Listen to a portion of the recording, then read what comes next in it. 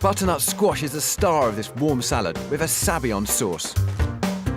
And the ingredients are butternut squash, red onion, garlic, pine nuts, rosemary, sage, rocket, balsamic vinegar, olive oil. And for the sabayon, some yolks from the eggs, cinnamon, caster sugar, and some lightly whipped double cream. So let's start with the butternut squash.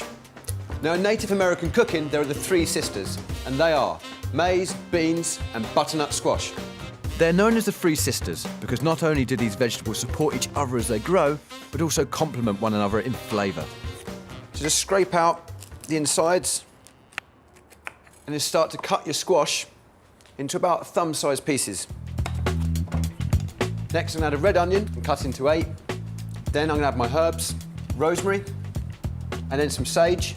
And I'm using lots of herbs because I really want to maximise that big, fresh flavour.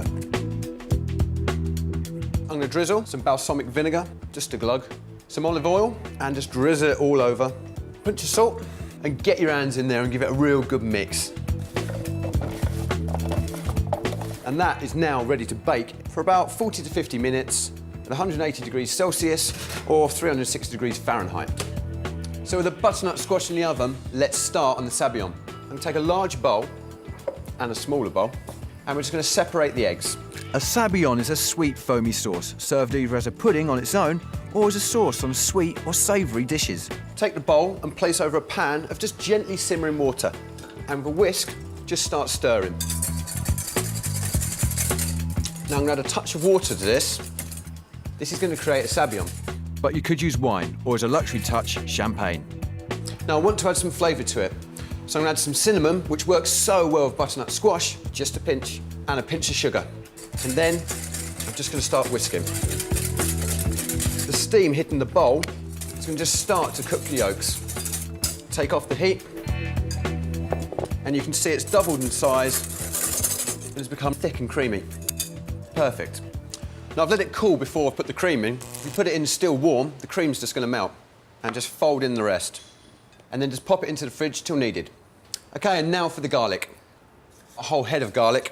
And I'm going to drizzle some olive oil and add some salt and pepper. Because when cooking, it's really going to help crispen it up. So they're going to go and join the butternut squash for the last 20 minutes.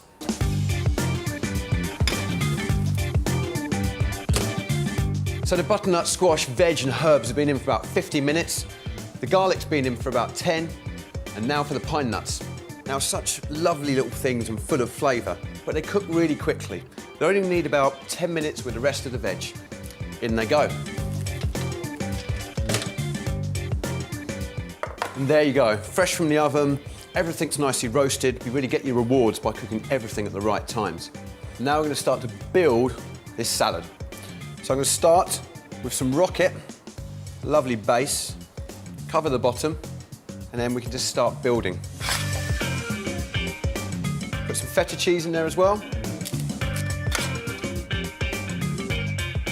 Now it's nearly there, but one last thing, the sabayon, and just pour over the top. So for this, I'm going to use a blowtorch to glaze it. Light your blowtorch and glaze. This helps intensify the sweetness of the sabayon. Now there's no reason why I'm not going to enjoy this. The butternut squash and all the herbs just work so well. And the pine nuts give it so much texture. And there you go, my roasted butternut squash warm salad with a sabayon glaze. Your hands end up getting all fatty, and that's all fat that should have been in the burger. Beautiful. Now next, we got to get our cheese on there, right? There you go. I'm just going to eat. The saltiness works so well with the caramel. This kind of food just makes you smile.